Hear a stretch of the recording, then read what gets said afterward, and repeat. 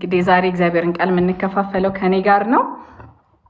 የኢዮብን መጽሐፍ መግቢያ ኢዮብ ማን ነው፣ ጸሐፊው ምን አይነት መልእክት ነው በዚህ ዘመን ደግሞ እንድናውቅለት የፈለገውን የሚለውን ነገርም ከኔ ጋር እናይና ከዛ በኋላ ቀጥታ ከምዕራፍ 1 እንጀምራለን ማለት ነው።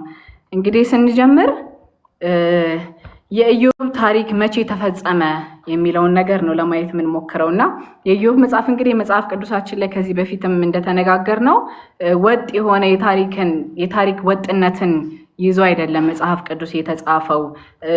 ቲጂ እንደምትነግረን የሕግ መጽሐፍት፣ የታሪክ መጽሐፍት፣ የቅኔ መጽሐፍት እየተባለ በካታጎሪያቸው ስለተቀመጠ ይሄም የልክ የኢዮብ መጽሐፍ እንግዲህ የቅኔ ወይንም የቅኔ መጽሐፍት በሚባሉት ውስጥ ነው። ከአምስቱ መጽሐፍቱ መካከል አንዱ ነው ማለት ነው። እና ይሄ ታሪክ መቼ ተፈጸመ የሚለውን ነገር ስናይ ይሄ ታሪክ እንግዲህ ተፈጸመ ተብሎ የሚታመነው ከነ አብርሃም በፊት የነበረ ሰው እንደነበረ አንዳንድ ኮሜንተሪዎችን ሳገላብጥ ለማግኘት ችያለሁኝ። እና እንዴት ታወቀ ይሄ ከአብርሃም በፊት እንዴት እንደሆነ በምን አወቅሽ ያላችሁኝ እንደሆነ 5 ማስረጃዎች አሉኝ። የመጀመሪያው ምንድነው?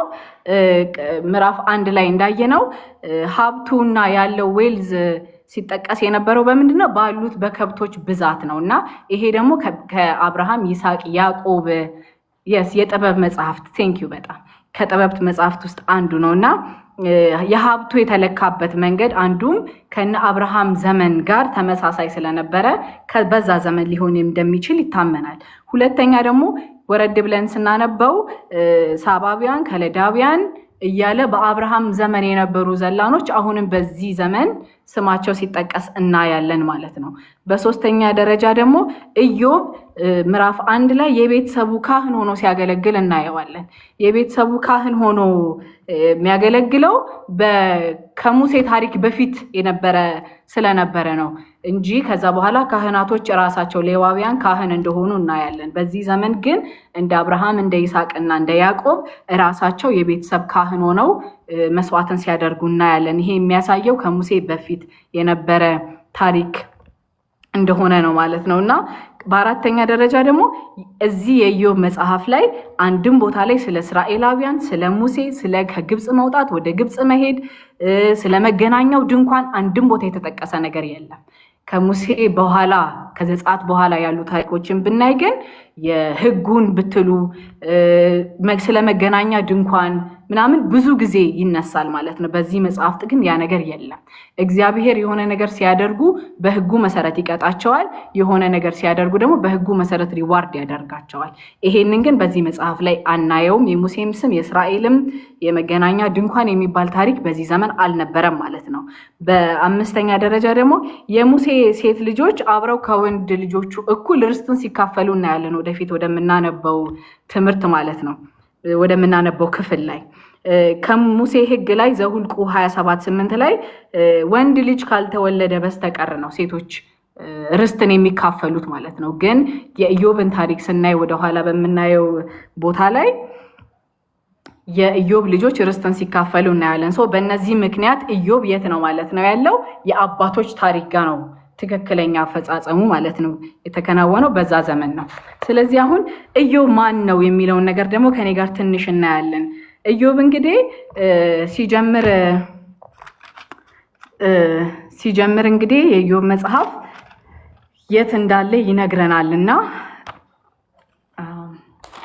የኢዮብ መጽሐፍ ይነግረናልና ኦጽ የምትባለው አገር ወደ አረብ አገር አካባቢ ያለች ነው። ምክንያት ስለዚህ ኢዮብ አይሁዳዊ እንዳልነበረ እንዲያውም አህዛብ እንደነበረ በዚህ ማወቅ እንችላለን ማለት ነው። ካለበት አካባቢ ተነስተን ስለ ስሙ ትርጓሜ ስንመጣ የመጀመሪያው ስሙ ትርጓሜ በአይሁድ ከተተረጎመ ስሙ የተሰደደው ፐርሲኪዩት የተደረገው እንደማለት ይሆናል ማለት ነው። ስለዚህ ልክ በአረብ ደግሞ ሲሆን ኢዮብ የሚለው የስሙ ትርጓሜ መመለስ፣ ወደ እግዚአብሔር መመለስ፣ ሪፔንት ማድረግ የሚለውን ትርጉም ይሰጠናል ማለት ነው። ስለዚህ አሁን ብዙ ጊዜኛ የኢዮብን መጽሐፍ ስናስብ ወደ አይምሯችን የሚመጡ ብዙ ነገሮች አሉ። ምን እንደምናስበው እስቲ የኢዮብን መጽሐፍ ስናስብ መከራን፣ ትዕግስትን፣ መጽናትን እናስባለን። እነዚህ ነገሮች እናስባለንና ግን የኢዮብ መጽሐፍ ሲጻፍ ወይንም መንፈስ ቅዱስ የኢዮብን መጽሐፍ ሲያጽፈው ማዕከላዊ ሐሳቡ ምንድነው ዋነኛ ሊያስተላልፈው የፈለገው መልእክት ምንድነው የሚለውን ነገር እናያለን ማለት ነው። እንግዲህ ከዚህ ውስጥ እኔ ለማየት ስሞክር አንድ የረዳኝን ጥቅስ አነባለሁኝ። ይሄን ጥቅስ ያለው እዚሁ ኢዮብ ምዕራፍ 1 ቁጥር 9 ላይ ነው። ሰይጣንም ለእግዚአብሔር እንዲህ ብሎ መለሰለት። ኢዮብ እግዚአብሔርን የሚፈራው እንዲህ በከንቱ ነው ወይ እግዚአብሔርን የሚፈራው የሚል ሐሳብ ነው ያለው። ሰይጣንም ለእግዚአብሔር እንዲህ ብሎ መለሰለት፣ በውኑ ኢዮብ እግዚአብሔርን የሚፈራው በከንቱ ነውን? ለምንድነው እግዚአብሔር ማያሚን ኢዮብ እግዚአብሔርን የሚፈራው ለምንድነው? ምንድነው ጥቅሙ? ማለት እግዚአብሔርን እንዲፈራው እግዚአብሔርን እንዲያመልከው ያደረገው ድራይቪንግ ፎርሱ ምንድነው የሚለውን ነገር ማወቅ ያስፈልጋል። ይሄ ለኔ በጣም መሪ ጥያቄ ሆኖ ለህይወቴ በጣም ወስጄዋለሁ። በእውነት ምንድነው እኔ እግዚአብሔርን እንዳመልከው ያደረገኝ ምንድነው የሚለውን ነገር ከቁጥር 1 ምዕራፍ 1 ቁጥር 9 ላይ ያለውን ስናይ ታሪኩን ቀጠል ብለን ለመረዳት በጣም ስለሚረዳን ነው ይሄንን ጥቅስ ያገኘሁት። እንግዲህ እግዚአብሔር ራሱ ስለ ኢዮብ ሲናገር ኢዮብ ማለት ከክፉ ነገር የራቀ እግዚአብሔርን የሚፈራ ነውር የሌለበት ቅን ሰው ነው ብሎ እግዚአብሔር ራሱ ስለ ኢዮብ የመሰከረለት ሰው ነው ኢዮብ ማለት ነው። እንደዛ ብሎ እግዚአብሔር የመሰከረለት ሰው ነውና ስለዚህ ይሄ ደግሞ የሆነው እግዚአብሔርና ሰይጣን በሚያወሩ መካከል ሲያወሩ ነው ማለት ነው። ሰይጣን ሪፖርት ያደርጋል፣ እግዚአብሔር ባሪያዬን ግን አይተኸዋል ይለዋል። አዎ አይቼዋለሁ ብሎ የሰጠውን ሪፖርት በኋላ ላይ እናየዋለን ማለት ነው። ስለዚህ እግዚአብሔርን ማምለክ ካለንበት ሲቹዌሽን ጋር የሚገናኝ ሳይሆን በየትኛውም ሁኔታ ውስጥ ብንሆን በየትኛውም መከራ ውስጥ ብንሆን እግዚአብሔር ይመለካል። እግዚአብሔር ሉዓላዊ አምላክ ነው የሚለውን ነው በዚህ ጋር አጽንቶ የኢዮብ መጽሐፍ ሊናገር የፈለገው ማለት ነው። በየትኛውም ሲቹዌሽን ውስጥ ልንሆን እንችላለን፣ በየትኛውም መከራ ውስጥ ልንሆን እንችላለን። እኛ ግን እግዚአብሔርን የምናመልከው ስለረዳን ስለባረከን ሳይሆን እግዚአብሔር አምልኮ የተገባው አምላክ ስለሆነ ነው። የኢዮብ መጽሐፍ የእግዚአብሔርን ሉዓላዊነት በደንብ የሚናገር መጽሐፍ ነው። ዋነኛ ዓላማው ምንድነው የኢዮብ መጽሐፍ ካላችሁኝ የእግዚአብሔር ሉዓላዊነት ነው። ሃሌሉያ። እንግዲህ በዚህ መጽሐፍ ላይ እናያለን፣ በቃ ብዙ ነገር እናያለን። እግዚአብሔር ራሱ እግዚአብሔርነቱ ራሱ ሲፈተን እናያለን ማለት ነው። ሰዎች የሚያመልኩህና የሚፈሩክ የሚታዘዙክ ስለምትባርካቸው ነው እንጂ አንተ አምልኮ ተገብቶ አይደለም ያለ ሰይጣን እግዚአብሔርን ቻሌንጅ ሲያደርገው እናያለን። እግዚአብሔር ደግሞ ያንን ደግሞ ፕሩቭ ለማድረግ ሲፈልግ ደግሞ ወደሚያምነው ሰው እንደመጣም ደግሞ ቀጥለን እናያለን ማለት ነው። እንግዲህ ይሄ ሁሉ ነገር ካልን ይሄ መጽሐፍ የእግዚአብሔርን ሉዓላዊነት በደንብ አድርጎ የሚናገር ነው። እግዚአብሔር ሉዓላዊ አምላክ ነው። መጽሐፉ ስለ ኢዮብ መከራ የሚያወራ ሳይሆን ኢዮብ ካለፈበት መከራ ስለ እግዚአብሔር ማንነት የተማረውን የሚያሳይ ክፍል ነው ማለት ነው የኢዮብ መጽሐፍ ማለት ነው። ስለዚህ እግዚአብሔርን ሉዓላዊነት በጣም አጉልቶ የሚያሳይ በጣም ድንቅ መጽሐፍ ነውና ዓላማውን እኔ እንደዚህ ብዬ ስቴት አድርጌዋለሁ። ምንም እንኳን ጻድቅ በመከራ በአሰቃቂም ሆነ በስቃይ ውስጥ ቢያልፍ ለምን በዚህ መከራ እንደሚያልፍ መልስ ባይኖረው እንኳን ለምን በዛ ነገር እንደሚያልፍ ባያቅ እንኳን እግዚአብሔር ግን ሊፈራ ሊታመን እና ሊመለክ የተገባው አምላክ ነው። በዛ ሲቹዌሽን ውስጥ ሆኖ ለምን ይሄ ነገር ሀፕን እንዳደረገብን አንዳንዴ አይገባንም። we don't know። ግን በዛ ውስጥም ግን እግዚአብሔርን መፍራት ጥበብ ነው። በዛ ውስጥም ግን ሆኖ ከክፋት መራቅ ማስተዋል ነው። ኢዮብ 28:28ን በዚህ ዙሪያ ማንበብ እንችላለን ማለት ነው።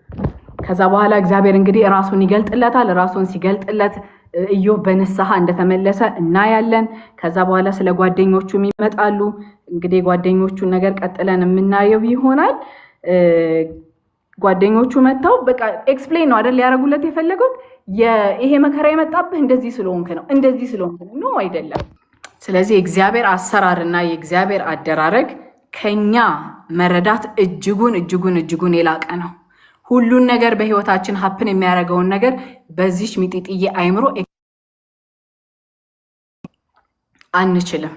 ስለዚህ ቀጥሎ ያሉትን አከፋፈሎች እናይና ቀጥታ ወደ ምዕራፍ 1 እንገባለን ማለት ነው። ምዕራፍ 1 እና ምዕራፍ 2 የመግቢያ ታሪክና የኢዮብን መፈተን የሚያሳይ ነው። ምዕራፍ 3 ደግሞ ኢዮብ ሰው መሆኑን ለመጣበት ችግር የመለሰውን ሪስፖንስ ሰው መሆኑን የምናይበት ክፍል ነው። ከዛ በኋላ ከምዕራፍ 4 እስከ ምዕራፍ 27 ድረስ በኢዮብና በሶስቱ ወዳጆቹ መካከል ያለውን ውይይት፣ ንትርክና ሙግት እናያለን ማለት ነው። ከዛ ምዕራፍ 28 ላይ ጥበብ ከየት እንደሚገኝ የሚያሳይ ክፍል፣ ድንቅ ክፍል ነው ምዕራፍ 28 ማለት ነው። ከዛ በኋላ ምዕራፍ 29 እና 31 ላይ ደግሞ ኢዮብ ስለራሱ ንጽህና የተናገረበትን ክፍል እናያለን። ከዛ በኋላ 32 እስከ 37 ኤሊሁ የሚባለው በእድሜ ትንሽ የሆነው ከሶስቱ መካከል የነበረ ግን የኢዮብ ወዳጅ ከኢዮብ ጋር ያደረገውን ንግግር እናያለን። ከዛ በኋላ ከምዕራፍ 38 እስከ 42 ድረስ እግዚአብሔር ራሱን ለኢዮብ ሲገልጥለት እናያለን። ከዛ በኋላ ምዕራፍ 42 ከቁጥር 7 እስከ 17 ድረስ የታሪኩን መዝጊያ እናያለን ማለት ነው። ስለዚህ በጣም ድንቅ የቅኔና የጥበብ መጽሐፍ ነው። ይሄ መጽሐፍ ሲጀምር መግቢያ ያለው፣ በመግቢያው መካከል ንግግሮች አሉ። እግዚአብሔርና ሰይጣን ያወራሉ፣ ሰይጣንና ኢዮብ ያወራሉ። በቃ ንግግሮች አሉ። ከጓደኞቹ ጋር ያወራል፣ ከአንዱ ጋር ያወራል። በጣም ብዙ ዲያሎጎች አሉ፣ ንግግሮች አሉ። መጨረሻ ላይ መዝጊያ አለ። ከዛ ግን ስናይ መጀመሪያ ላይ ኢዮብ ደስተኛ ነበረ፣ ልጆች ነበሩት፣ ዌልዝ ነበረው፣ ደስተኛ ነበረ። በመካከል በጣም ብዙ ነገር ተፈጠረ። መጨረሻ ላይ ግን በጣም የረካና ደስተኛ ኢዮብን ግን እናያለን። መጨረሻ ላይ ያ ሁሉ መከራ አልፎ በእግዚአብሔር ላይ የተመካ በንስሐ የተመለሰ እጅጉን ደስተኛ የሆነ ኢዮብን ደግሞ መጨረሻ ላይ እናገኘዋለን ማለት ነው። ይበልጥ ደስተኛ የሆነውን የረካውን ኢዮብን እናገኛለን ማለት ነው። ስለዚህ ይሄንን የኢዮብ መጽሐፍ ስናጠና ምንድን ነው ልናውቅ የሚገባን የሚሉትን ነገሮች ስናይ የመጀመሪያው እግዚአብሔር ሁል ጊዜ ሁሉን ቻይ አምላክ እንደሆነ እናያለን። በዚህ ክፍል ውስጥ ጥርጣሬ ካለብንም ይሄ መጽሐፍ አጥርቶልን ያልፋል። መከራ ሁልጊዜ የኃጢአተኞች ውጤት እንዳልሆነ እናያለን። ጻድቅ ሰው በመከራ እንደሚያልፍ እናያለን። ጻድቅ ስለሆንኩኝ እኔ በክርስቶስ ኢየሱስ ስለዳንኩኝ መከራ አይነካኝም ልንል አንችልም። እንደ ኢዮብ ጻድቅ የሆኑ ሰዎችም እንደሚፈተኑ መጽሐፍ ቅዱስ ያስተምረናል። ስለዚህ በመከራ የሚያልፍ ሰው ሁሉ ኃጢአተኛ ሆኖ የሆነ ፋውል ሰርቶ የገባበት ሳይሆን ጻድቅ ሰዎችም እንደሚፈተኑ በዚህ ውስጥ እናያለን ማለት ነው። እንደ ኢዮብ ወዳጆች ስለማናቀው ነገር አለመዘባረቅን እንማራለን ከዚህ ክፍል ውስጥ። በእውነት አንድ ሰው የኢዮብን መጽሐፍ ካስጠና በኋላ ተማሪዎቹን ሰብስቦ ከዚህ መጽሐፍ ላይ ምን ተማራችሁ ብሎ ጠየቃቸውና አንዲት ሴት ምን አለች? እኔ ከዚህ መጽሐፍ ላይ ተማርኩት በማላቀው ነገር ላይ አለመናገርን ነው አለች። ያልገባኝን ነገር ኤክስፕሌን ለማድረግ አለመሞከርን ነው የተማርኩት አለች። ምክንያቱም እነዛ ጓደኞቹ በቁስሉ ላይ እሾህን ሲሰዱበት ሲያሳምሙት እናያለን። በቃ አንተ ይሄ መከራ የመጣብህ እንዲህ ስለሆንክ ነው እያሉ በጣም ሲያስጨንቁት እናያለን። እና ስለማናቀው ነገር አለመዘባረቅን እንማራለን በዚህ ውስጥ ማለት ነው። ለጥያቄ መልስ ብናገኝም ባናገኝም እግዚአብሔር ግን ሊመለክ የተገባው አምላክ እንደሆነ አውቀን ነው የምንወጣው ከኢዮብ መጽሐፍ ውስጥ። አስረዘምኩኝ መሰለኝ መግቢያው ላይ። ቶሎ ብዬ ወደ ምዕራፍ 1 ገባለሁ ማለት ነው። ምዕራፍ 1 እንግዲህ ስንገባ ከምዕራፍ 1 ከቁጥር 1 እስከ 5 ድረስ ያለውን ስናይ ኢዮብ ከክፉ ነገር ሁሉ ርቆ እግዚአብሔርን የሚፈራ ምንም አይነት ነውር የሌለበት ነቀፋ የሌለበት ብሌምለስ። ይሄ ብሌምለስ የሚለው ቃል ጻድቅ የሆነ ከእግዚአብሔር ጋር ትክክል የሆነ የኃጢአት ኔቸር የሌለበት አይነት ሰው አይደለም። ምክንያቱም ኃጢአት በክርስቶስ ኢየሱስ ስላልተቀጣ ብሉይ ኪዳን ላይ የነበሩ ሰዎች በሙሉ የኃጢአት ዘር እንደነበረባቸው ከዚህ በፊት በደንብ ተምረናል። እንደዛ ሳይሆን የኃጢአት ዘር የለበትም ከኃጢአት ፍሪ ነው እያልኩኝ ሳይሆን ብሌምለስ ነው ስል ዊዛውት አኪውዜሽን ነው ማለት ነው። አንቻርጅ ነው፣ በቃ ያልተከሰሰ ሰው፣ በዙሪያው ባለ ሰዎች መካከል በጣም የተመሰገነ ኢዮብ እንዲህ አድርጎኛል ተብሎ ቻርጅ የሌለበት ብሌምለስ ነቀፋ የሌለበት ሰው ነበረ ኢዮብ ማለት ነው። ክስ የሌለበት በሰዎች ዘንድ በጣም ተወዳጅ የነበረ ቅን የሆነ ሰው እንደነበረ አይተናል ማለት ነው። ከዛ ልክ ቁጥር 5 ላይ እንደዚህ ይላል። እንግዲህ ሁሉንም መዳሰስ ስለማንችል በጣም ባለጠጋ የነበረ ሰው እንደሆነ አይተናል። ሁሉንም መዳሰስ ስለማንችል እኔ ጎላ ጎላ ብለው የታዩኝን ፓርት ብቻ ነው ነካ አድርጌ የማልፈው ማለት ነው። እና ከዛ በኋላ እንግዲህ ቁጥር 4-5 አካባቢ ላይ ልጆቹ እንግዲህ ድግስን ሲያደርጉ ሲዝናኑ የምናገኝበት ክፍል ነው ማለት ነው። በተራ በተራ ቤታቸው ድግስን ያደርጉ ነበረ፣ ይበሉ ይጠጡ ነበረ፣ እህቶቻቸውንም ወደ እነሱ ያመጡ ነበረ። ግብዣው ግን ካለፈ በኋላ ኢዮብ ልኮ ያስመጣና ምናልባት ልጆቼ ኃጢአትን ሰርተው እግዚአብሔርን በልባቸው ረግመውት ይሆን ብሎ በጣም ያስባል። ስለ ልጆቹ በጣም ያስባል። ወዳጆቼ ልጆች እንደ ልጅነታቸው ጥፋትን ሊያደርጉ ይችላሉ፣ ሊተላለፉ ይችላሉ። ግን እንደ ወላጅ፣ እንደ አባት፣ እንደ እናት በልጆችና በእግዚአብሔር መካከል መግባት መንፈሳዊነት ነው ወዳጆቼ፣ መንፈሳዊነት ነው። ምናልባት እኮ ነው፣ እርግጠኛ አይደለም። ምናልባት ልጆቼ እግዚአብሔርን በልባቸው ዲፕ ኢንሳይድ በሞቲቫቸው እግዚአብሔርን አሳዝነውት ይሆን ምናልባት ብሎ ስለ ልጆቹ ዕለት ዕለት መስዋዕትን በእያንዳንዱ ስማቸው ያደርግ ነበረ። ግድ ይለው ነበረ። መብላታቸው፣ መጠጣታቸው፣ መውጣት መግባታቸው ብቻ ሳይሆን ከእግዚአብሔር ጋር ያላቸው ሪሌሽንሺፕ በጣም ግድ ይለው ነበረ። ግድ ይለው ነበረ። አው ለልጆች መጠንቀቅ፣ ልጆችን ማብላት፣ ማጠጣት፣ ቴኬር ማድረግ በዚህ ዘመን ያለን ወላጆችማ ማንቆፍረው ነገር የለም ለልጆቻችን። ግን ከእግዚአብሔር ጋር ያላቸው ሪሌሽንሺፕ ላይ እንዴት ነን? እንዴት ነን? መንፈሳዊ ነገር ፊድ እናደርጋቸዋለን? እነሱና እግዚአብሔር ያላቸው ሪሌሽንሺፕ በእውነት በጣም ኮንሰርን ያደርገናል የዚህ ያክል? ወይስ እንደ ነገሩ በቃ አንዳንዴ እንጸልይላቸዋለን፣ አንዳንዴ ጥበብ እግዚአብሔርን ቃል እናስተምራቸዋለን፣ አንዳንዴ ደግሞ እንተዋዋለን። ኢዮብ ግን እንደዛ አይደለም ሲያደርግ የነበረው። ዕለት ዕለት መስዋዕትን ያደርግላቸው ነበረ። ለምን? ምናልባት ስተው ይሆን እንደሆን፣ ምናልባት እግዚአብሔርን በድለው ይሆን እንደሆን ብሎ ማለት ነው። ስለዚህ በዚህ ያለን አባቶች፣ በዚህ ያለን እናቶች የልጆቻችን በልጆቻችን እንማልድላቸዋለን። ኢትስ አን አክት ኦፍ ላቭ አይደለም? የፍቅር ተግባር ስለምንወዳቸው፣ ስለምንራራላቸው፣ መንፈሳዊ ህይወታቸው በጣም ግድ ስለሚለን፣ ከእግዚአብሔር ጋር ያላቸው ሪሌሽንሺፕ በጣም ግድ ስለሚለን ማለት ነው። ስለዚህ በዚህ ያለን ሁላችን እግዚአብሔር ይርዳን። በልጆቻችንና በእግዚአብሔር መካከል ሆነን የምንማልድ የክህነትን ስራ የምንሰራ እውነት ለምን ሩቅ መሄድ እኮ አይጠበቅብንም። የማስታረቅን አገልግሎት እግዚአብሔር በእኛ ውስጥ ካስቀመጠ እኔ በልጄ ጀምራለሁ። ልጄን እግዚአብሔርን ቃል በማስታጠቅ ጀምራለሁኝ። በልጄና በእግዚአብሔር መካከል ያለውን ሪሌሽንሺፕ በማስተካከል ጀምራለሁ። የክህነትን ስራ የመማለድን ስራ በቤታችን መጀመር አለብን ማለት ነው። ለትውልዱ ደግሞ በቃ እንገብተን እንድንማልድ ይሄ የእግዚአብሔር ሐሳብ እንደሆነ በዚህ ክፍል ላይ ማየት ችያለሁ። መንፈሳዊ ህይወታቸው ደህና ነው ወይ? ስፒሪቹዋል ዌል ቢንጋቸው እንዴት ነው የሚለው ነገር በጣም ኮንሰርን ሊያደርገን ይገባል። እኔ ከኢዮብ ይሄንን በጣም ተምሬያለሁኝና ከሚታየው ነገር ብቻ ሳይሆን ኢዮብ ምናልባት ስተው ይሆን እንደሆን ብሎ በጥርጣሬ ነው መስዋዕትን የሚያደርገው። ይህንን ደግሞ ያደርግ የነበረው ደግሞ ዕለት ዕለት ነው። ያዝ ለቀቅ ሲመቸው ሲችል ምናምን ዕለት ዕለት ይህንን ያደርግ ነበር ማለት ነው። ከዛ ደግሞ ሁለተኛ ደግሞ ኢዮብ ያለው ሀብትና ንብረት እሱና ልጆቹና እግዚአብሔር መካከል ለሚፈጠረው ነገር ሴፍ እንደሆነ አያስብም ነበር። በጣም ትሁት ነበር። መስዋዕትን ከማቅረብ አልከለከለውም። እግዚአብሔር ፊት ከመቆም አልከለከለውም ነበር። ሂዝ ፕሮስፔሪቲ ስፒሪቹዋሊ ሴፍ እንደሆነ አድርጎ እንዲሰማው አላደረገውም።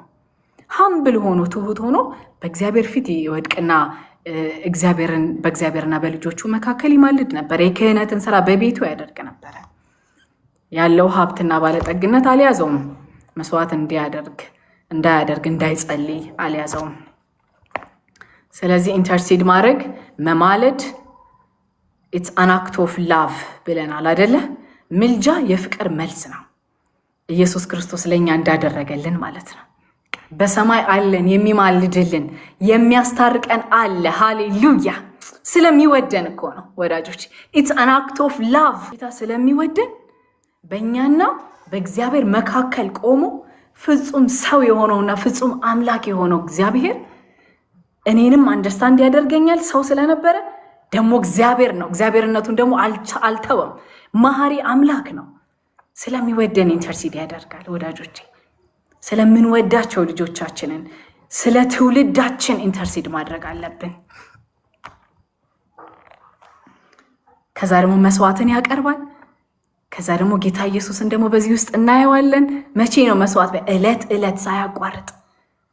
እግዚአብሔር ኢየሱስ ክርስቶስ ግን ለኛ አንዴ በደሙ ሃሌሉያ። እኔ እንዴት እየተነካው እንዳጠናውት ይሄንን ክፍል በእውነት አንዴ በደሙ ለአንዴና ለመጨረሻ ጊዜ አንዴ ዋጋ ከፍሎ ጨርሶልናል።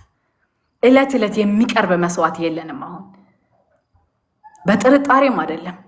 ኃጢአተኞች እንደሆንን አውቆ አምላክነቱን ትቶ መጥቶ ስለኛ ኃጢአት ሞቶልናል። ኃጢአታችንን ተሰርዮልናል ማለት ነው። ስለዚህ በሰማይ የሚማልዳለን እሱ ደግሞ ፐርፌክት መስዋዕት ነው ስለኛ። ሌላ የሚያዳግም አይደለም። ፐርፌክት የሆነ መስዋዕት ነው። በእኛና በእግዚአብሔር መካከል ያለ ፍጹም ሰው ፍጹም አምላክ የሆነን ጌታ በዚህ መካከል ማየት እንችላለን ማለት ነው። ከዛ በኋላ ቁጥር 6 ላይ ሰይጣን ወደ እግዚአብሔር ገባ ይላልና በእውነት እንዴት አገኘ? ያንን ስፍራ እንዴት አገኘ? የመላእክት የእግዚአብሔር ልጆች መላእክቶች ወደ እግዚአብሔር በሚገቡ ጊዜ እንዴት ገባ ብዬ እኔ በጣም እየጠየቅኩኝ ነበረ። እንዴት ስፍራ አገኘ? እዛ ቦታ ላይ እንዴት መቆም ቻለ የሚለውን ነገር ጠይቃለሁ። እና እንግዲህ ቅድም እንደተናገርኩት ነው በእግዚአብሔርና በሰው ልጆች መካከል ኃጢአት የሚባል የጥል ግድግዳ ነበረ መካከል ላይ። ኃጢአት አልተቀጣም ነበረ። እግዚአብሔር ፍቅር ነው። አዎ ፍቅር ነው። ግን እግዚአብሔር ሆሊ ነው፣ ቅዱስ ነው። ከኃጢአት ጋር ምንም አይነት ሪሌሽንሺፕ የለውም ነበረ። በእግዚአብሔርና በሰው ልጆች መካከል ኃጢአት ነበረ። ኃጢአት አልተቀጣም ነበረ። ስለዚህ ሰይጣን መዝገብ ነበረው፣ ዶሲ ነበረው። እንደዚህ ይዞ የሚገባው ክስ ነበረው። ስለኛ ይከሰን ነበረ በእግዚአብሔር ፊት ማለት ነው። ለምን? ኃጢአተኛ ስለሆነ ነው። የኃጢአት ኔቸር ስላለብን ይከሰን ነበር በእግዚአብሔር ፊት እየገባ ማለት ነው። ዘካርያስ ምዕራፍ 3 ቁጥር 1 ላይ ኢያሱን ሊከስ በእግዚአብሔር ቀኝ ቆሞ አየሁት ይላል። ከሳሽ ነው። ማንነቱ እራሱ ከሳሽ ነው፣ የሚከስ ነው። ለምን ሲባል ኃጢአት ስላልተቀጣ በቃ በእግዚአብሔር ፊት ኃጢአት ነበረ። እግዚአብሔር ደግሞ በሱ አልረካም ነበረ። ለአንዴና ለመጨረሻ ጊዜ ኃጢአት አልተገደለም ነበረ። ስለዚህ በዛን ጊዜ ሰይጣን ዶሲዮን ይዞ ይገባ ነበር ወደ እግዚአብሔር ሊከሳቸው። ጻድቃኖችን ሁሉ ይከሳል። እናንተ ኢያሱን ይከሳል፣ ኢዮብን ይከሳል። ግን የኛ ጌታ ሃሌሉያ በቃ ይሄ ሲያሳድደንና ሲጻረረን የነበረውን የዕዳ ጽፈት በመስቀል ጠርቆ ሃሌሉያ ለአንዴና ለመጨረሻ ጊዜ ጌታ ኢየሱስ በቃ ከሳሹን ጣለው። በቃ ራእይ 12 ላይ እንደዛ ይላል አይደል? የወንድሞች ከሳሽ ተጥሏል። ሃሌሉያ። እስቲ ከሳሽ ተጥሏል ብላችሁ ኮሜንት ላይ ጻፉ። የወንድሞች ከሳሽ ተጥሏል። አሁን የሚከሰን የለም። በዚህ ቦታ ላይ ሰይጣን ቦታ የለውም። ስፍራን አሳጥቶታል ጌታ ኢየሱስ። ሃሌሉያ። እኔ በጣም የተነካሁት ይህን ክፍል ሳጠና ተከፍሎልናል። ቦታ አሳጥቶታል። በቃ ጌታ ኢየሱስ በሰራልን የመስቀል ስራ ይሄ ከሳሽ ዕለት እየገባ ኢዮብን የሚከስ ኢያሱን የሚከሰው አሁን ግን የለም፣ ስፍራ የለውም በእግዚአብሔር ፊት። ለምን? ከሳሼ ተጥሏል። በክርስቶስ ኢየሱስ የመስቀል ስራ ከሳሼ ተጥሎልኛል። የወንድሞች ከሳሽ ተጥሏል ይላል እግዚአብሔር ቃል ራእይ 12 ላይ። ስለዚህ ከዛ ኢዮብን ሊከሰው ሲመጣ በዚህ ክፍል ላይ እናያለን። ከዛ በኋላ እግዚአብሔር ደግሞ ኢዮብ ይከሳል። እግዚአብሔር ባውንድሪን ሴት ያደርጋል። ኖ ልትከሰው ትችላለህ፣ እዚህ ጋር ግን አትነካውም ብሎ ኢዮብን ለኢዮብ ባውንድሪ ሴት ሲያደርግ እናያለን። ከእግዚአብሔር እውቅና ውጪ ኢዮብን ጫፉን መንካት አይችልም ሰይጣን። አፉን መንካት አይችልም። እግዚአብሔር ሳይፈቅድ እግዚአብሔር ሳያውቅ ወደ ኢዮብ የመጣ አንዳች ነገር የለም። አንዳች ነገር የለም። ወደ ኢዮብ የመጣው መከራ ሁሉ ከእግዚአብሔር ውጪ ነው ካልንማ እግዚአብሔር ሁሉን ቻይነቱን ሁሉን አዋቂነቱን ኩዌስችን ያደርጋል። ኡፕስ ሊል ነው እግዚአብሔር አይልም። እግዚአብሔር ጋር የሌለ ቋንቋ ትለናለች አይደል ቲጂ? ኡፕስ አይልም እግዚአብሔር ሳያቅ አለው ሳያደርገው ወደ እኔና ወደ እናንተ ህይወት የሚመጣ አንዳች ነገር የለም። ግን we don't know ለምን ያ ነገር እንደመጣ አናውቅም። ማወቅም አይጠበቅብንም። እግዚአብሔር የሚያደርገውን ነገር በሙሉ ምናቅ ከሆነ እግዚአብሔርነቱ የቱ ጋር ነው ያለው? ቆላስያስን ስናጠና አንድ በጣም የተገረምኩበትን ምሳሌ እየነገርኳቸው ነበር። ለነቲጂ ወንዝ አለ። ከወንዙ ለመኖር የሚበቃኝን እጠጣለሁ እንጂ ወንዙን ልጠጣው አልችልም። በቃ ለመኖር ግን ቤተሰቤን ራሴን ለማርካት የሚያስፈልገኝን ያህል ወስዳለሁኝ እንጂ ወንዙን በሙሉ ካልጠጣሁት አይደለም። ፀሐይ አለች። ፀሐይ በቃ ፀሐያቷን ካላየዋት ካለን አይናችን ይጠፋል። በቃ የሚያስፈልገውን ብርሃን ለኛ ለቃልናለች። we don't know ወዳጆቼ፣ we don't have to explain ሁሉን ነገር። በቃ we don't know እግዚአብሔር ለምን ይሄንን አደረገ አላቅም። ግን አንድ ነገር አውቃለሁኝ፣ እግዚአብሔር ግን ትክክል ነው። እግዚአብሔር ግን ጻድቅ ነው። እግዚአብሔር ግን ሉዓላዊ ነው። ይሄንን ግን አውቃለሁኝ። ስለዚህ በክርስቶስ ኢየሱስ የመስቀል ሥራ ኃጢአት ተቀጥቷል። ፓስት የነበረው የአባቶች ኃጢአት፣ ፕሬዘንት በዛን ዘመን የነበሩት ያመኑት፣ አሁን ደግሞ ፊውቸር ላይ ደግሞ ያለ ነው የክርስቶስ ኢየሱስ መስቀል ትላለች ቲጂ ብዙ ጊዜ እንትን ላይ ቆላስያስ ላይም ቲቶ ላይ ስናጠና ወደኋላም ወደፊትም ያድናል። የኋለኞቹ አባቶች እኮ ኃጢአታቸው አልተቀጣም፣ በይደር ነበር የነበረው። በክርስቶስ ኢየሱስ ነው የተቀጣው የእነሱም ኃጢአት። በዛን ዘመን የነበሩ ኃጢአትም በክርስቶስ ነው የተቀጣው። አሁን ደግሞ እኛም ደግሞ በዚህን ዘመን ስናመን ኃጢአታችን የሚቀጣው በክርስቶስ ኢየሱስ ነው። ሃሌሉያ ሃሌሉያ። እግዚአብሔር ይመስገን። የወንድሞች ከሳሽ ተጥሏል። አሁን በእግዚአብሔር ፊት ስፍራ የለውም። ቆሞ እኔ ሊከሰኝ አይችልም። በእኔና በእግዚአብሔር መካከል ያለው አንድ ሰው የሆነው ሃሌሉያ አምላክ የሆነው ኢየሱስ ክርስቶስ ብቻ በእኔና በእግዚአብሔር መካከል ያለው እሱ ነው። የወንድሞች ከሳሽ ተጥሏል። ከሳሻችን ተጥሏል። ሃሌሉያ ሃሌሉያ።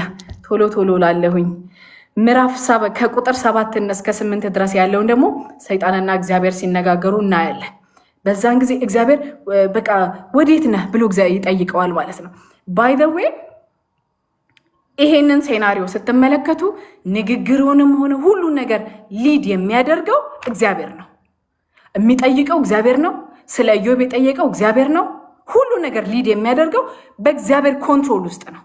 ሰይጣንም ቢሆን በእግዚአብሔር ስልጣን ስር ነው ያለው ወዳጆቼ። ከእግዚአብሔር ያለፈ ከእግዚአብሔር የሚበልጥ ለእግዚአብሔር የሚያቀተው ስልጣን የለም። አሁንም ቢሆን ከወዴት ነህ ብሎ የጠየቀው እሱ ነው። ባሪያዬን ኢዮብን ግን አስተውለህ አይተኸዋል ብሎ ኮንቨርሴሽኑ ሊድ ሲያደርግ የነበረው እግዚአብሔር መሆኑን እናያለን። ኢን ኮንትሮል የነበረው እግዚአብሔር ነው። እግዚአብሔርም ቀጥሎ በኢዮብ ላይ ያለውን ኮንፊደንስ እናያለን ማለት ነው።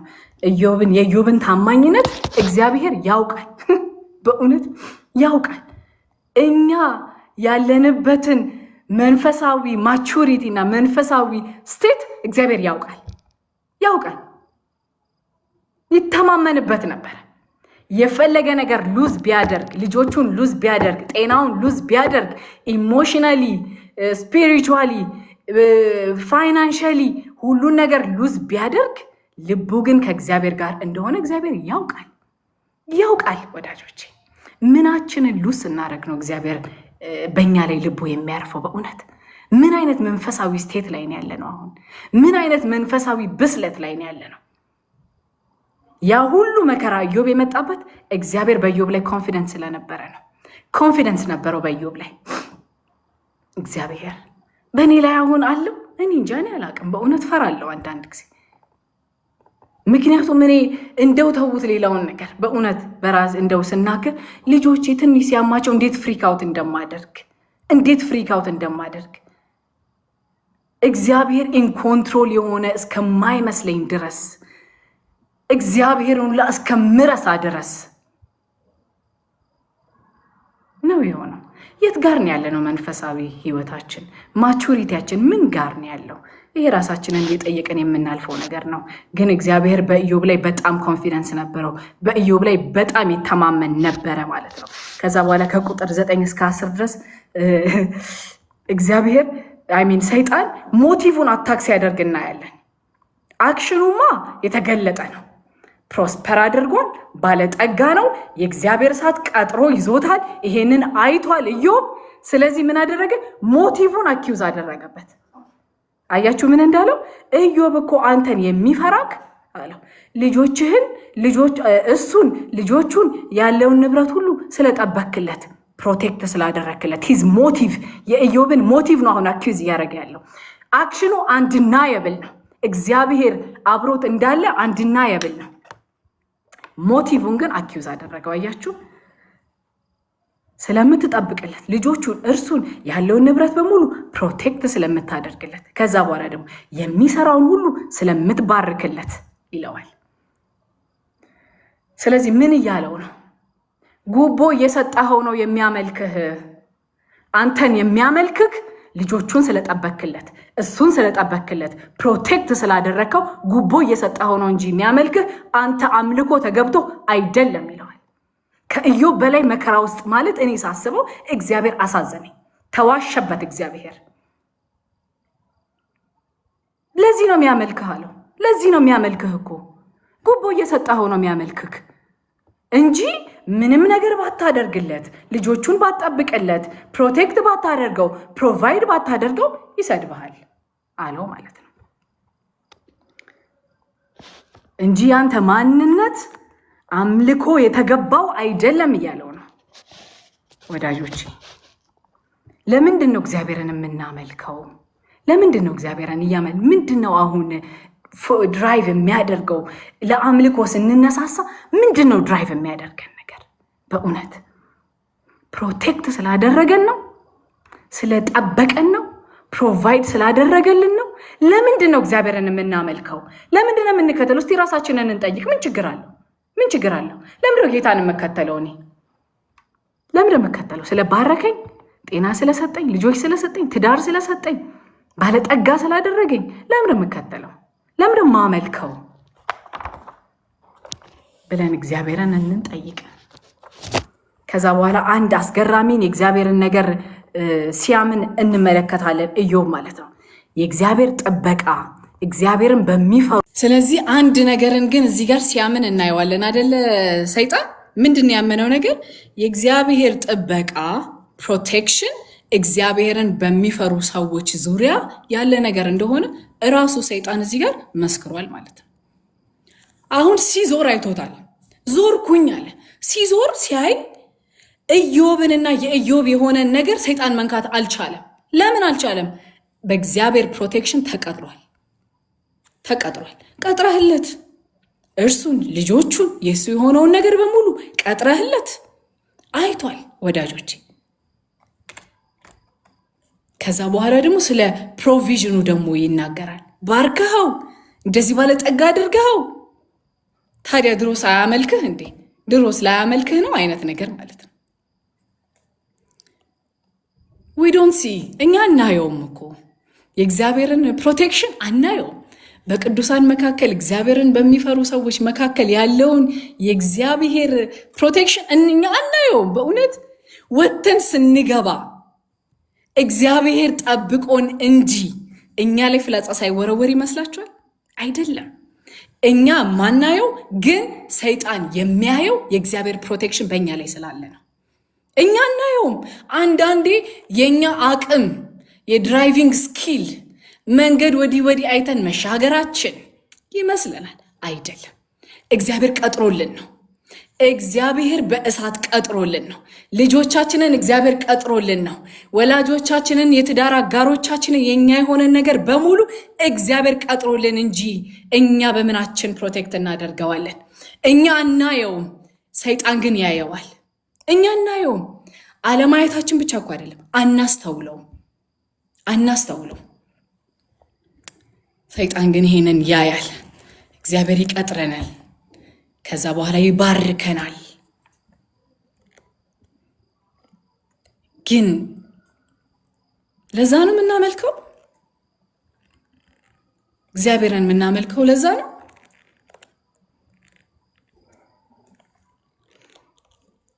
ከዛ በኋላ እንግዲህ ይነግረዋል ሊነካው እንደማይችል ሰይጣን ኢዮብ ሊነካው እንደማይችል እግዚአብሔር በዚህ ቦታ ላይ አለው ሲያደርግ እናያለን። በቃ እግዚአብሔር ፈቀደለት ሂድ። እግዚአብሔር እስካልፈቀደለት ድረስ ግን ሰይጣን ኢዮብን መንካት አይችልም ነበር። እግዚአብሔር ፈቀደለት ሂድ አለው። ከዛ በኋላ ሄደ። እንግዲህ ከዛ በኋላ ያለውን ነገር እናያለን። እግዚአብሔር አለው ያደርጋል ብለናል። በቃ በእኔ ህይወት ውስጥ የሚሆነው ነገር እግዚአብሔር ሳያውቅ ከኔ እኩል ሰርፕራይዝ አይሆንም። እግዚአብሔር ያውቃል። እግዚአብሔር አለው ሳያደርግ እግዚአብሔር በእኔ ህይወት የሚሆን ነገር የለም። አለው ማድረግና ነገሩን ራስህ ማድረግን የተለያየ ነገር ነው። እግዚአብሔር አላደረገውም። ያንን ግን ምን አድርጓል? አለው አድርጓል፣ ፈቅዷል። በእኛ ህይወት ውስጥ የሚሆኑ ነገሮች በሙሉ ከእግዚአብሔር እውቅናና ከእግዚአብሔር ፍቃድ ውጪ አንዳች የሚሆን ነገር የለም ወዳጆች። አንዳች ምናልባት ለመቀበል ሊከብድ ይችላል። እንደኔ ውሃ እየጠጣችሁ ተቀበሉት። እግዚአብሔር ሳያውቅ አለው ሳያደርግ የሚሆን ነገር የለም። ሁሉን ያውቃል። ያለበለዛ እግዚአብሔርነቱ ላይ ጥያቄ ይፈጥራል። ሁሉን አዋቂነቱ ላይ ፋሲል ውሃ እየጠጣ ነው። ሁሉን አዋቂነቱ ላይ ጥያቄ ይፈጥራል። ከዛ በኋላ እንግዲህ ከቁጥር 13 እስከ 20 የኢዮብ ልጆች መሞት የሁሉ ነገር መጥፋትን እናያለን ማለት ነው። ከዛ እሱ ምንም አይሁን እንጂ አለ እግዚአብሔር አይደል? እሱ ምንም አይሁን እንጂ ያለውን ነገር በሙሉ አጥፋበት አለ። ከዛ በኋላ ያለውን ነገር እንግዲህ ሰዓት ስለሄደብኝ ነው ፈጠን እንምለው።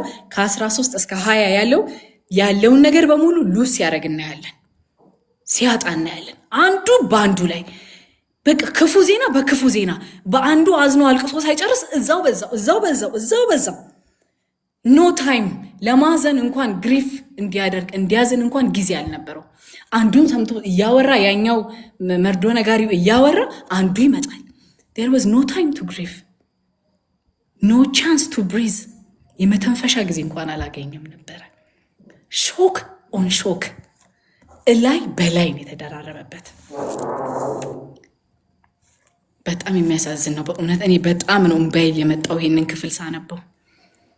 አዘነ፣ አለቀሰ፣ ትቢያ ላዩ ላይ ነሰነሰ። እንዴ ማዘን እኮ ይገባል፣ ልክ ነው፣ ሰዋዊ ነው፣ ኖርማል ነው። ኢዮብ ለመጣበት መከራ እንደ ሰው ትክክለኛ ምላሽ ነው የሰጠው። አለቀሰ።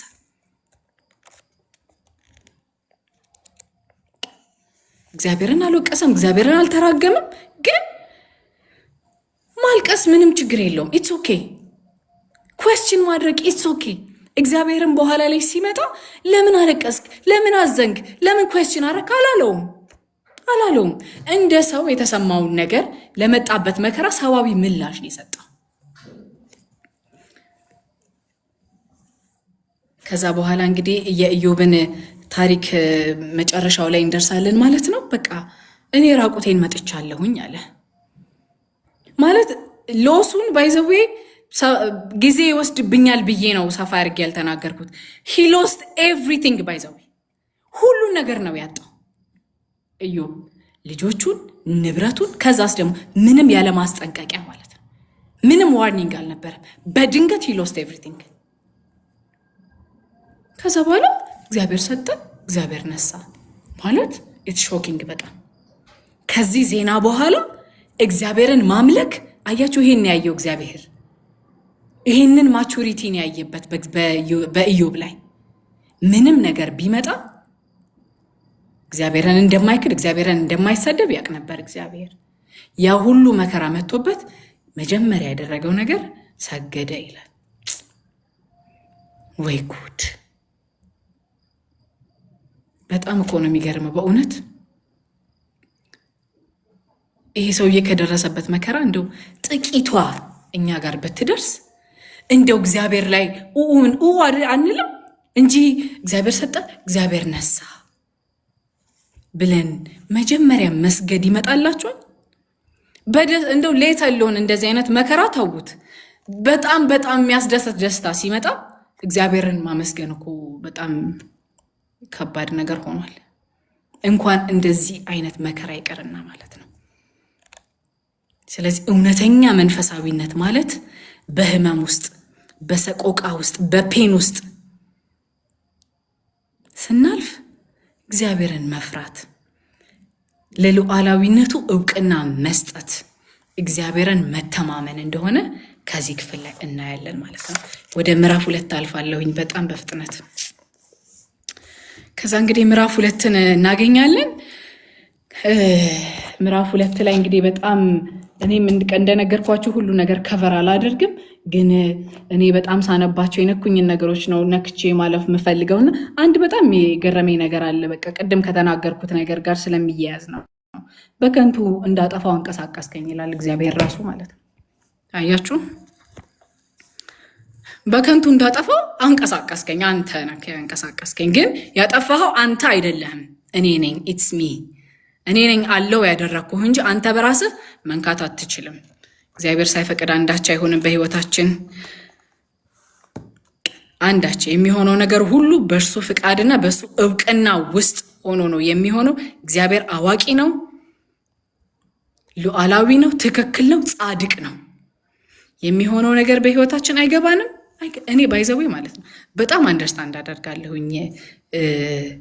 ምክንያቱም አንዳንዴ ቲጂም ታውቃለች ያለፍንበት ስለሆነና የመጣብንን ሐዘን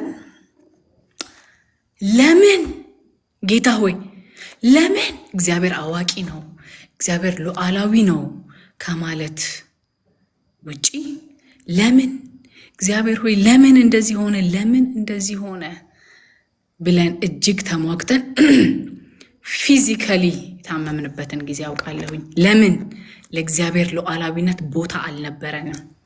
እግዚአብሔር ለኛ የሚባርክ የሚጠብቅ ነው እንጂ ሉዓላዊ አምላክ እንደሆነ አናምንም ነበር፣ አልቀበልም ነበር። እኔ ፐርሰናሊ አውቃለሁ ስለ እግዚአብሔር ሉዓላዊነት። ወደ ህይወቴ ስትመጪና ስትፈትኝ ግን የለም ነበር።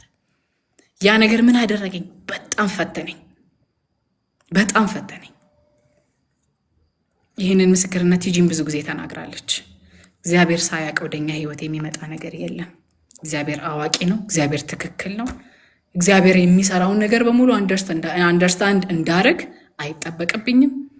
አንደርስታንድ ካደረግኩኝ እግዚአብሔርነቱን ጥያቄ ውስጥ ከታለሁኝ። እግዚአብሔር ነው። እግዚአብሔር ነው። በእውነት የሚፈራ የሚመለክ ጌታ የሆነ እግዚአብሔር ነው።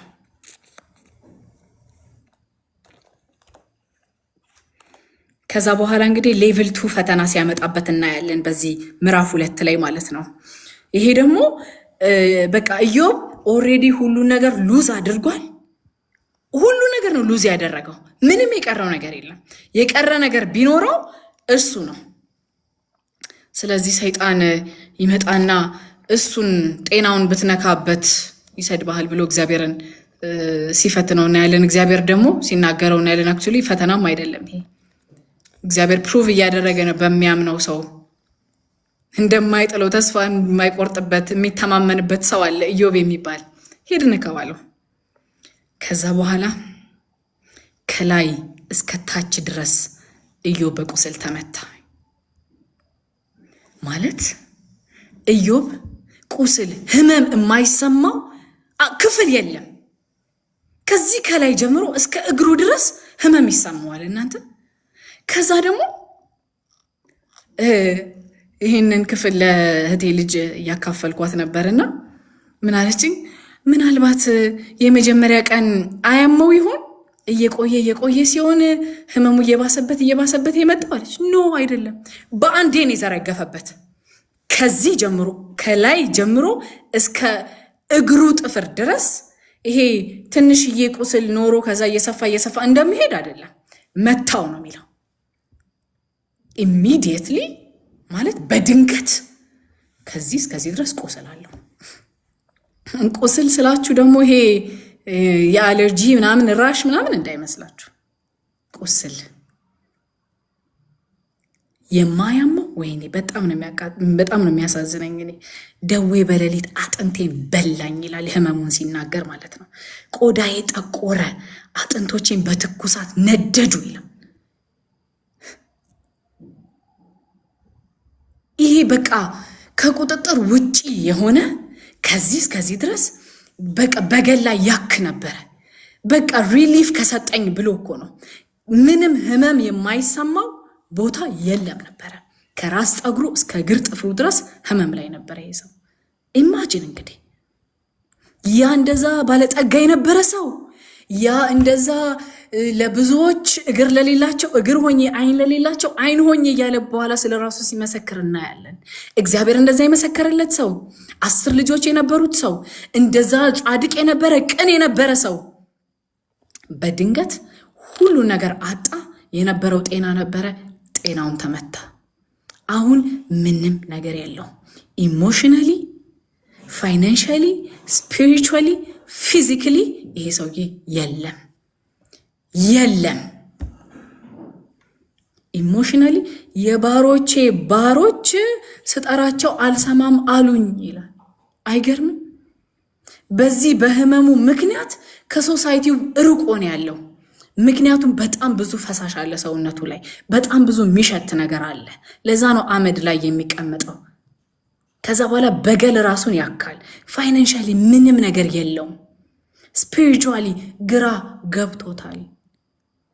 የምወደው እግዚአብሔር እንደው ስለ እኔ ተዉት፣ በልጆቼና በእግዚአብሔር መካከል ያለ ግንኙነት እንኳን ኮንሰርን የሚያደርገኝ እኔ ይሄ ይገባኛል። ስፒሪቹዋሊ የት ነው ያለው? እስቲ ይሄ ሰው ያስቡት።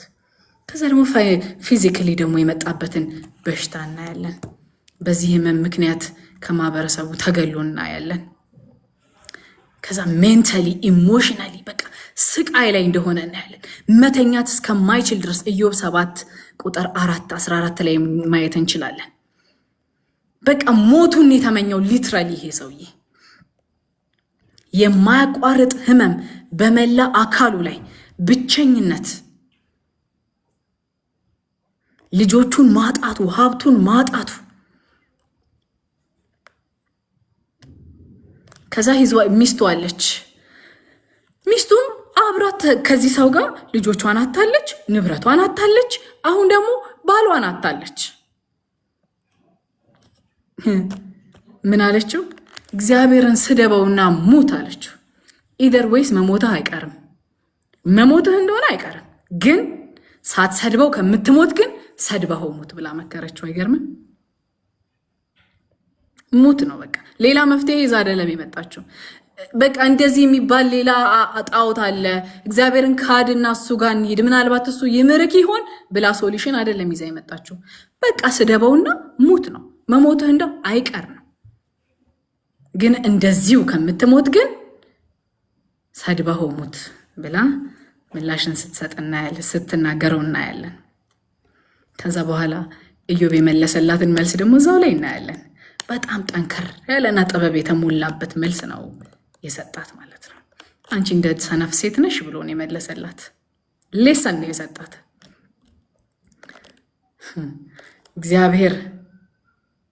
ለእግዚአብሔር ታማኝ መሆን ማለት በበረከት ሰዓት ብቻ ሳይሆን በመከራም ጊዜ እግዚአብሔር ጋር መወገን፣ ከእግዚአብሔር አጠገብ መቆም።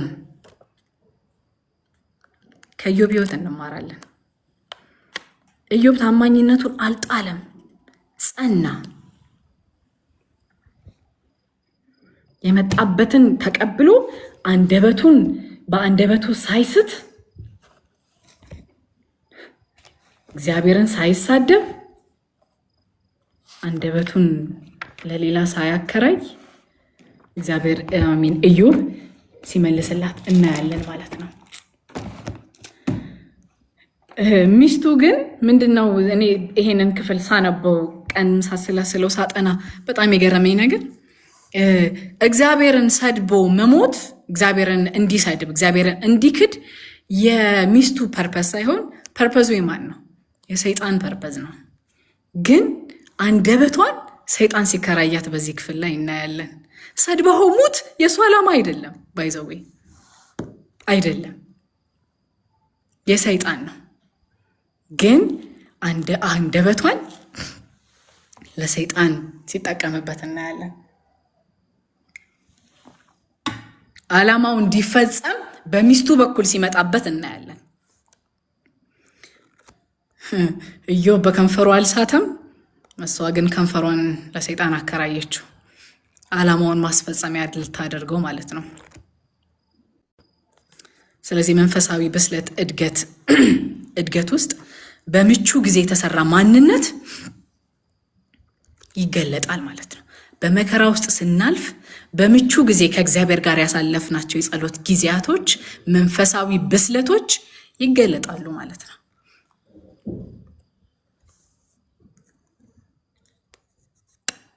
ከዛ በኋላ ከቁጥር 11 እስከ 13 ያሉት የኢዮብን ወዳጆች እናያለን ማለት ነው።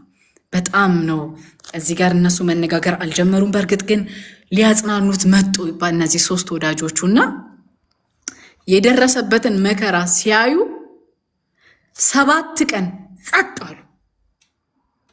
ምን ብለን እናጽናናዋለን ይህንን ሰው? ሲጀመር አላወቁትም፣ በሩቅ አይተው አላወቁትም ነበረ። ከዛ በኋላ ግን መጡ፣ አጠገቡ ቁጭ ብለው 7 ቀን እንደው ምን ሆነህ ነው አላሉት። ከደረሰበት መከራና ችግር የተነሳ ማለት ነው። ከዛ በኋላ ምዕራፍ 3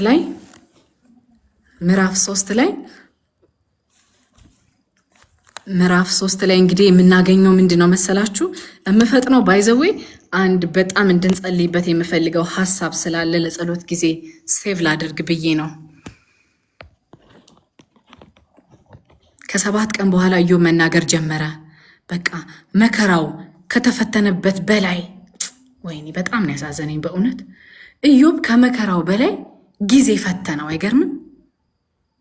የመከራው መርዘም ፈተነው። በቃ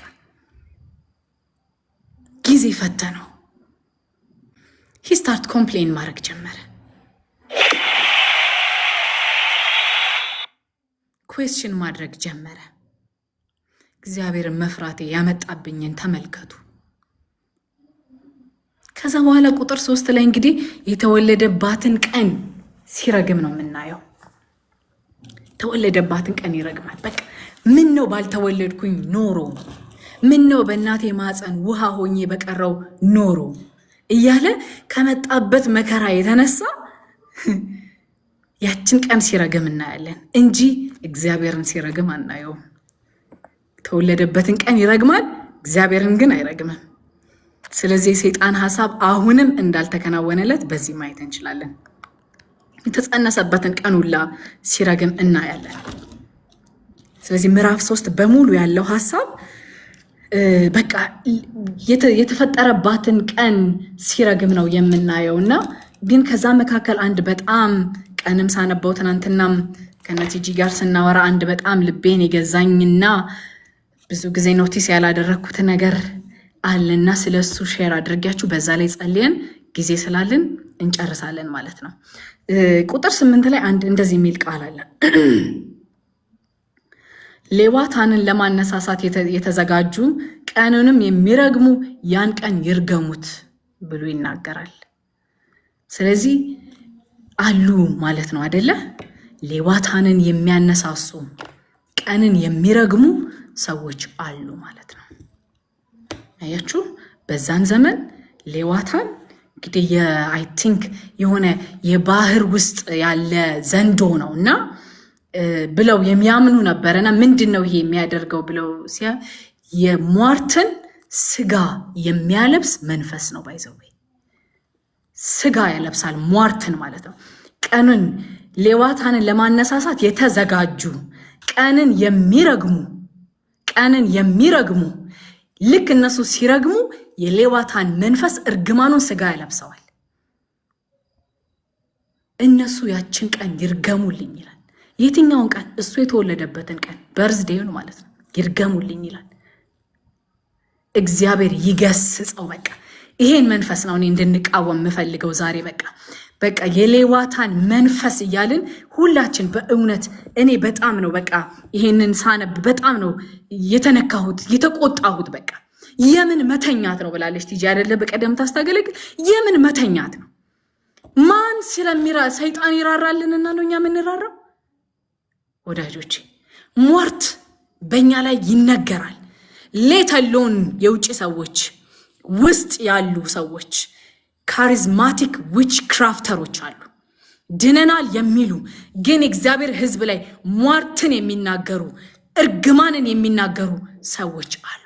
እነዚህ ሰዎች አንደበታቸውን ለሌዋታን በቃ አከራይተውት ይህንን መንፈስ ስጋ እንዲለብስ እርግማን ስጋ እንዲለብስ ያደርጋሉ። እግዚአብሔር ዛሬ ይቀጣዋል። እግዚአብሔር ዛሬ ከቤታችን አዋርዶ ያባረዋል። ኢሳይያስ 27 ላይ አለ። ኢሳይያስ 27 ላይ መዝሙር 73 ላይ መዝሙር 74 ላይ ቁጥር 12 104 ቁጥር 26 ላይ ኢሳይያስ 27 ቁጥር 1 ላይ ያለውን አነባለሁኝ። ከርስ እርግማን በራሱ ምንድነው የሚለውን ነገር ሳይ ካውባድ የሚባል የግሪክ ወርድ ነውና ሰዎችን በቃል መውጋት ፊዚካሊ አይደለም። ትርጉሙ እኮ ነው ዴፊኒሽኑ ራሱ ሰዎችን በቃል መውጋት የሰዎችን ዴስቲኒ ማጨንገፍ ማለት ነው። ይሄንን እርግማን ስጋ የሚያለብሰው ማን ነው ካላችሁ የሌዋታን መንፈስ ነው። እግዚአብሔር ዛሬ ይገስጸዋል። ከቤታችን ላይ ዛሬ እግዚአብሔር ይገስጸዋል። ከዴስቲኒያችን ላይ ከአገልግሎታችን ላይ እግዚአብሔር ዛሬ ይገስጸዋል። ይሄንን መንፈስ ማለት ነው። ኢሳይያስ ምዕራፍ 27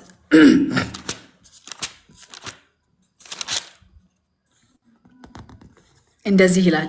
በዚያን ቀን እግዚአብሔር ተወርዋሪውን እባብ ሌዋታንን የሚጠቀለለውንም ዘንዶ ሌዋታንን በብርቱና በታላቅ በኃይለኛ ሰይፍ ይቀጣዋል ይላል። ሃሌሉያ! ዛሬ ይህ መንፈስ የሚቀጣበት ቀን ነው።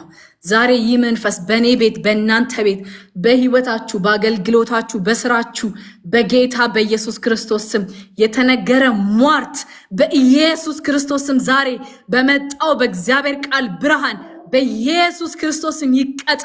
በኢየሱስ ክርስቶስ ስም ይቀጣ። የተነገረ ሟርት በኢየሱስ ክርስቶስ ስም ይህንን ሟርት ስጋ የሚያለብስ መንፈስ በኢየሱስ ክርስቶስ ስም ይቀጣ።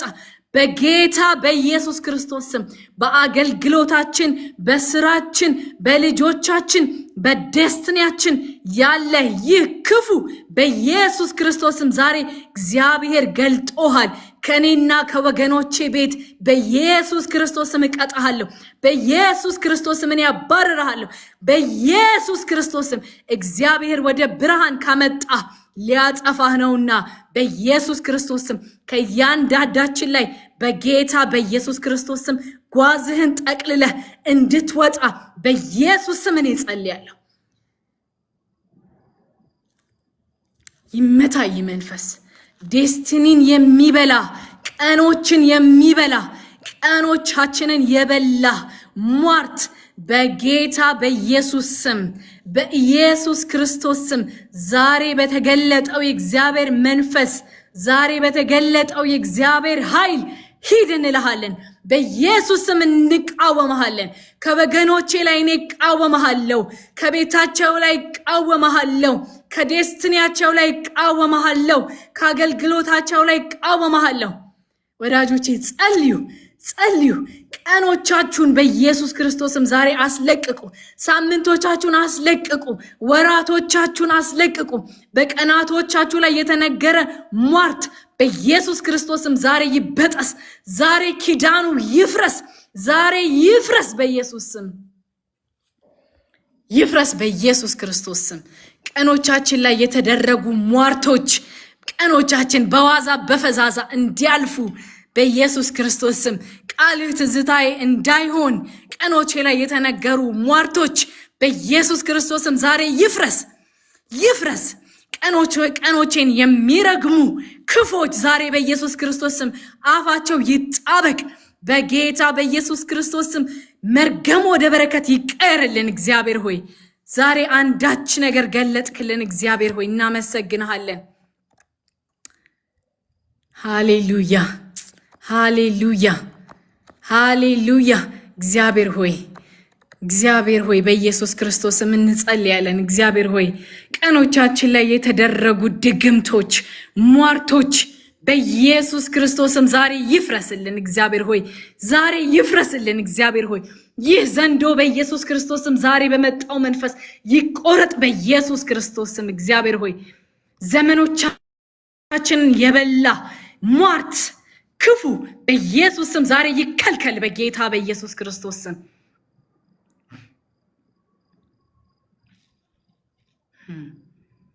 ቀኖቻችን እንደዚሁ በዋዛ በፈዛዛ እንዲያልፉ የተደረገ ድግምት በኢየሱስ ክርስቶስ ስም ይቆረጥ። እግዚአብሔር ሆይ በቅዱሳን አንደበት ቢሆን የተነገረ ሟርት፣ የተነገረ እግዚአብሔር ሆይ ክፉ ቃል ቢኖር ዛሬ በመጣው በዚህ መንፈስ ከኔ ላይ ከወገኖቼ ላይ በኢየሱስ ክርስቶስ ስም እኔ ከለክላለሁ። የሟርት መንፈስ ይከልከል በኢየሱስ ስም። አገልጋዮችን ተጠቅሞ የአገልጋዮችን አንደበት ተጠቅሞ እኔ ዴስትኒ ላይ ወዳጆቼ ዴስትኒ ላይ የተነገረ ክፉ ቃል ቢሆን መርገም ቢሆን በጌታ በኢየሱስ ክርስቶስ ስም ዛሬ ይቆረጥ፣ ዛሬ ይቆረጥ በኢየሱስ ስም። ዛሬ ይከልከል፣ ይመታ የመንፈስ እግዚአብሔር ሆይ ሟርትን ስጋ የሚያለብስ እግዚአብሔር ሆይ ሟርት በህይወታችን እንዲመጣ እግዚአብሔር ሆይ የተነገረብን ሟርት ስጋ እንዲለብስ የሚያደርገው ክፉ ዛሬ በኢየሱስ ክርስቶስም ከቤታችን ላይ ይቆረጥ፣ ከቀናቶቻችን ላይ ይቆረጥ። ቀናቶቻችንን እንድንዋጅ እግዚአብሔር ሆይ የተነገረን ሟርት እንድትመታልን በኢየሱስ ክርስቶስ ስም እጸልያለሁ። ዛሬ በመጣው መንፈስ ጌታ ሆይ እንለምንሃለን። አንዳችን ነገር ስትገልጥልን እግዚአብሔር ሆይ እኛ እንድናጠፋው ነው። ጌታ ሆይ እናመሰግንሃለን። ይህ መንፈስ የተቆረጠ ይሁን። ይህ መንፈስ ከቀናቶቻችን ላይ ከዴስቲኒዎቻችን ላይ ከአገልግሎታችን ላይ በኢየሱስ ክርስቶስ ስም ይቆረጥ፣ ይቆረጥ በኢየሱስ ስም። ይከልከል በኢየሱስ ስም። ከልጆቻችን ላይ ይቆረጥ፣ ከትዳር አጋሮቻችን ላይ ይቆረጥ። ተነገረባቸው ሟርት ቢኖር በኢየሱስ ክርስቶስም ዛሬ በመጣው መንፈስ እኔ ቃወማለሁ።